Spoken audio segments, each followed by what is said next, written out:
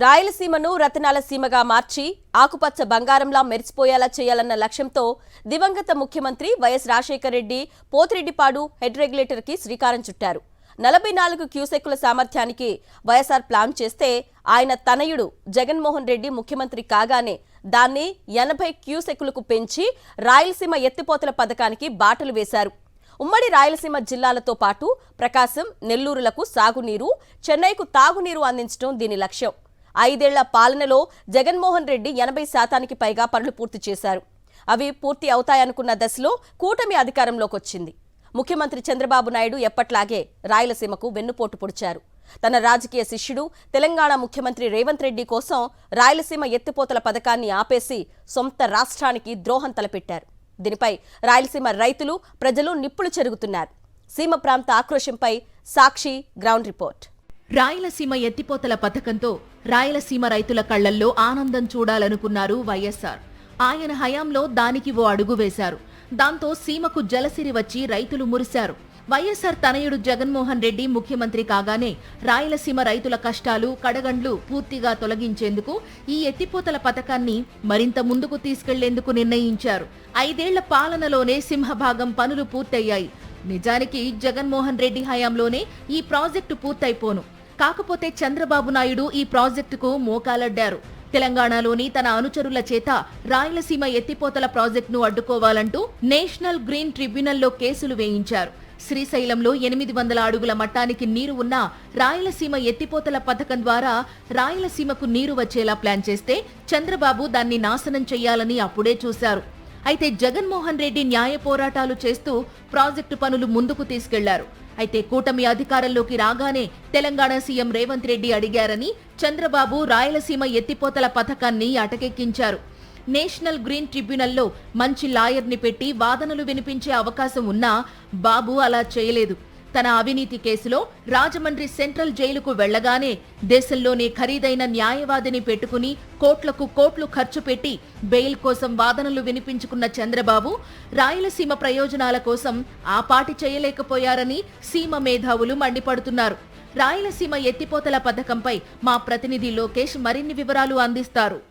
రాయలసీమ ఎత్తిపోతల పథకం ద్వారా రాయలసీమలోని ఉమ్మడి జిల్లాలతో పాటు 2 అదనంగా ఈ యొక్క జిల్లాలకు సాగునీరు, తాగునీరు అందించేందుకు పూర్తిగా ఈ యొక్క రాయలసీమ లిఫ్ట్ ఇరిగేషన్ ప్రాజెక్టుకు శ్రీకారం చుట్టారు వైఎస్ జగన్మోహన్ రెడ్డి.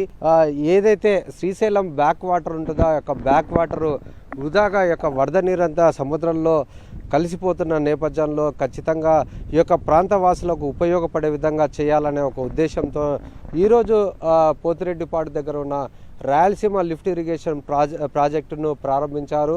పూర్తిగా ఇప్పటిదాకా 80% పనులు పూర్తయిన పరిస్థితి. ఇక్కడ మోటార్లను బిగించి ఏదైతే శ్రీశైలం బ్యాక్ వాటర్ ఉంటుందో ఆ బ్యాక్ వాటర్నంతా ఈ యొక్క పోతిరెడ్డిపాడు దగ్గర ఉన్న లిఫ్ట్ ఇరిగేషన్ ప్రాజెక్టులోకి తీసుకొచ్చి దీని ద్వారా ఆ యొక్క పోతిరెడ్డి ద్వారా పూర్తిగా ఈ యొక్క 4 జిల్లాలతో పాటు నెల్లూరు, ప్రకాశం ఈ యొక్క జిల్లాలకు కూడా సాగునీరు, తాగునీరు అందించేందుకు ఏర్పాట్లు చేయడం జరిగింది. ఈ యొక్క ప్రాజెక్టు పూర్తి అయితే ముఖ్యంగా రాయలసీమ ప్రాంత వాసులే కాదు ఇతర జిల్లాలకు కూడా ఈ యొక్క సాగునీరు, తాగునీరు అంది సస్యశ్యామలంగా మారుతుందనే ఒక ఉద్దేశంతోనే ఆనాడు ఈ యొక్క రైతుల యొక్క సమస్యలను తెలుసుకున్న వైఎస్ జగన్మోహన్ రెడ్డి ఈ యొక్క రాయలసీమ లిఫ్ట్ ఇరిగేషన్ ప్రాజెక్టును ప్రారంభించడం జరిగింది.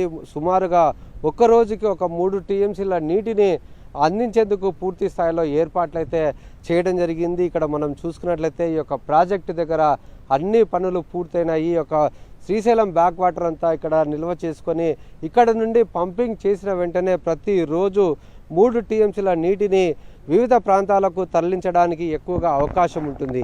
అటువంటి ఈ యొక్క ప్రాజెక్టు పూర్తవుతున్న నేపథ్యంలో ఈ యొక్క ప్రాజెక్టును చంద్రబాబు అడ్డుకోవడం జరిగింది. ఈ యొక్క గ్రీన్ ట్రిబ్యునల్లో పూర్తిగా ఇక్కడ కాలుష్యానికి అభ్యంతకరంగా ఉందనే ఒక ఉద్దేశంతో వారికి సంబంధించిన వారితో కోర్టులో కేసులు వేయించి ఈ యొక్క ప్రాజెక్టును నిలిపివేయడం జరిగింది. ఈ నేపథ్యంలో ఈ యొక్క ప్రాంత వాసులైతే ఆగ్రహం వ్యక్తం చేస్తున్నారు.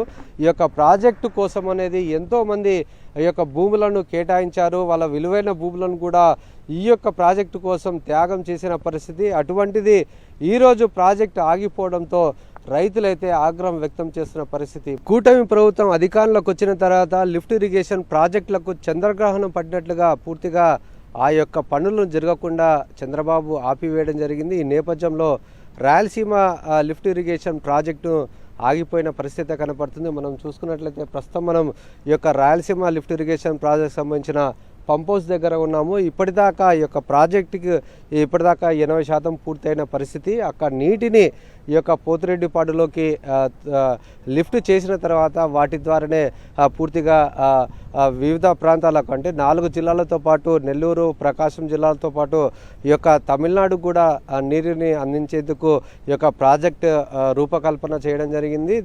దగ్గర 80% పనులు పూర్తయిన నేపథ్యంలో కొద్దిగా అంటే 20% పనులు పూర్తయితే మొత్తం మీద ఈ యొక్క లిఫ్ట్ ఇరిగేషన్ ప్రాజెక్ట్ అయితే పూర్తవుతుంది. అయితే కూటమి ప్రభుత్వం అధికారంలోకి వచ్చిన తర్వాత ఈ యొక్క ప్రాజెక్టుని నిలిపివేయడం జరిగింది. మనం చూసుకున్నట్లయితే అక్కడ ఈ యొక్క లిఫ్ట్ పవర్ హౌస్ అంటారు.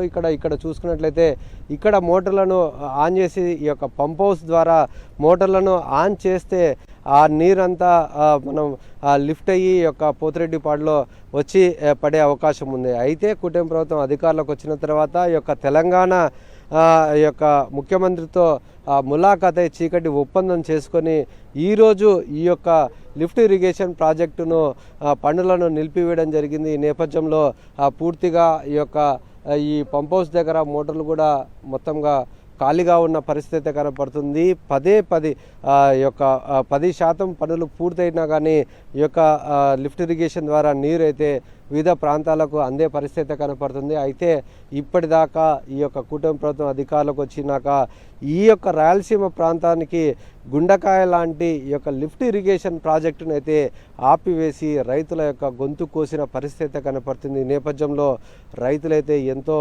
ఆవేదన వ్యక్తం చేస్తున్నారు. ఎందుకంటే ఈ యొక్క ప్రాంత వాసులకు సాగునీరు అందాలంటే లిఫ్ట్ ఇరిగేషన్ ప్రాజెక్ట్స్ డెవలప్ కావడం వల్లనే అది సాధ్యమవుతుంది. అది తెలుసుకున్న నాయకుడు వైఎస్ జగన్మోహన్ రెడ్డి ఈరోజు ఈ యొక్క లిఫ్ట్ ఇరిగేషన్ ప్రాజెక్టును 80% పనులను పూర్తి చేశారు. అయితే ఏదైతే ఈ యొక్క ప్రాజెక్టు పూర్తయితే పూర్తిగా వైఎస్ జగన్మోహన్ రెడ్డికి పేరు వస్తుందనే ఒక ఉద్దేశంతోనే, అంతేకాకుండా ఈ యొక్క ప్రాంత వాసుల కన్నా అతనికి తెలంగాణ ముఖ్యమంత్రి మీదనే ఎక్కువగా ప్రేమ ఉండడం చేత ఈ యొక్క ప్రాంత వాసుల యొక్క ఆశలను పూర్తిగా తెంపివేస్తూ ఈరోజు ఈ యొక్క ప్రాజెక్టును నిలిపివేయడం జరిగింది. ఈ నేపథ్యంలో ఈ యొక్క రాయలసీమ లిఫ్ట్ ఇరిగేషన్ ప్రాజెక్ట్ అయితే నిలిచిపోయిన పరిస్థితి కనపడుతుంది.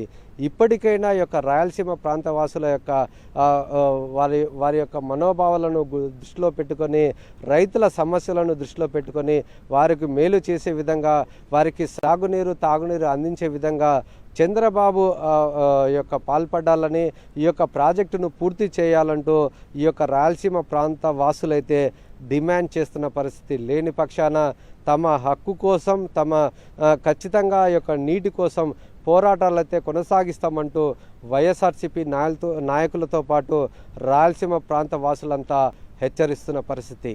కెమెరామెన్ శేఖర్తో లోకేష్, సాక్షి టీవీ, పోతిరెడ్డిపాడు.